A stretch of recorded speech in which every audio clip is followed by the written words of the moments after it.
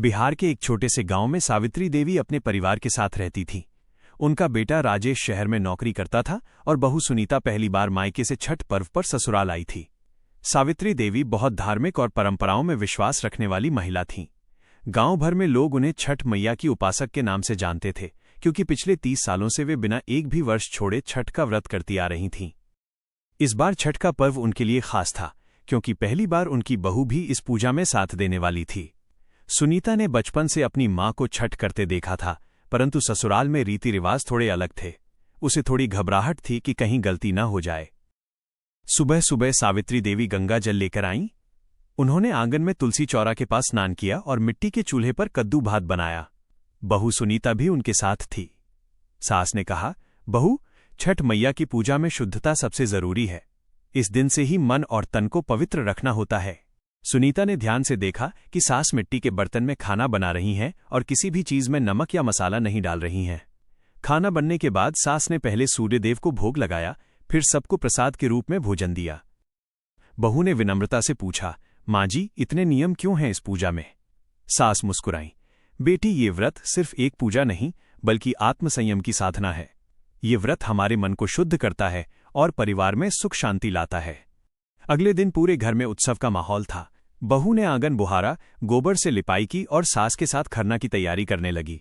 सास ने सिखाया, खरना का मतलब है भोजन त्याग कर उपवास के बाद भगवान को अर्पण। आज हम गुड़ चावल की खीर और रोटी बनाते हैं। इसमें किसी का छूना नहीं चलेगा, सब शुद्ध होना चाहिए। शाम को जब सूर्य अस्त होने लगे, तब सावित्री देवी ने दीपक जलाया और खीर रोटी का प्रसाद सूर्यदेव को अर्पित किया। उसके बाद वे और बहू ने एक साथ प्रसाद ग्रहण किया। खरना की रात पूरे गांव में गीत गाए गए। केलवा जे फरेला घवत से ओ पिव जी छठी मैया के आगे लगाइब। बहू ने देखा कि सास के चेहरे पर कितनी शांति और भक्ति झलक रही थी। उसने मन ही मन निश्चय किया कि अब से हर साल वो भी छठ व्रत करेगी। अब वो दिन आया जिसका सभी को इंतजार था, डूबते सूर्य को अर्घ्य देने का। सुबह से ही सास बहू दोनों ने व्रत रखा। घर की औरतें बांस के सूप में ठेकुआ, केला, नारियल, ईख और सिंगाड़ा सजाने लगीं। सावित्री देवी ने कहा, बहू, ये पूजा सूर्यदेव की उपासना है। वे ही जीवन दाता हैं। छठ मैया सूर्य की बहन है, जो हमारे जीवन में संतान, सुख और समृद्धि लाती हैं। शाम को पूरा गांव घाट की ओर चला। सास बहू दोनों ने सिर पर सूप उठाया। पैरों में गीली मिट्टी चिपकी हुई थी, पर उनके चेहरे पर अद्भुत तेज था। गंगा घाट पर जल में खड़ी होकर दोनों ने सूर्यदेव को अर्घ्य दिया। सास ने धीरे से कहा, बहू, जब तक मन सच्चा हो, छठ मैया जरूर कृपा करती हैं। सुनीता की आंखों में आंसू आ गए। उसे याद आया कि वो कई वर्षों से संतान सुख के लिए मनौती मांग रही थी। आज उसे लगा जैसे मैया उसकी सुन रही हैं। अगली सुबह सूर्योदय से पहले ही दोनों घाट पहुंच गईं। ठंडी हवा में जल में खड़े होकर उगते सूर्य को अर्घ्य देना एक अद्भुत अनुभव था। सभी स्त्रियां गीत गा रही थीं, उगी हे सूरजदेव, अर्घ्य के बेरिया। सावित्री देवी ने सूर्यदेव से प्रार्थना की, हमारे घर आंगन में सुख शांति बनी रहे, सबकी मनोकामना पूर्ण हो। बहू ने भी मन ही मन कहा, छठ मैया, मुझे भी मां बनने का आशीर्वाद दो। सूर्य के उगते ही पूरे घाट पर जय जयकार की गूंज उठी। सबने प्रसाद बांटा और घर लौटे। सास बहू ने व्रत का पारण किया। समय बीता। छठ मैया की कृपा से अगले वर्ष सुनीता के घर एक सुंदर पुत्र का जन्म हुआ।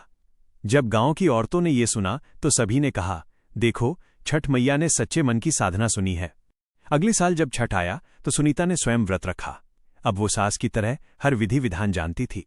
सास उसके साथ थी, पर इस बार भूमिका बदल गई थी। सास सलाह दे रही थी और बहू पूजा का संचालन कर रही थी। सावित्री देवी ने गर्व से कहा, देखो मैया, अब मेरी बहू ही मेरे बाद इस परंपरा को आगे बढ़ाएगी। बहू ने मुस्कुराते हुए कहा, माँ जी, आपकी आस्था ही मेरी प्रेरणा है। आपने सिखाया कि छठ सिर्फ पूजा नहीं, जीवन का अनुशासन है। छठ पूजा केवल व्रत या परंपरा नहीं है, ये प्रकृति के प्रति कृतज्ञता का पर्व है। सूर्य की उपासना जीवन की ऊर्जा का प्रतीक है और सास बहू का ये संबंध परंपरा के हस्तांतरण का उदाहरण है।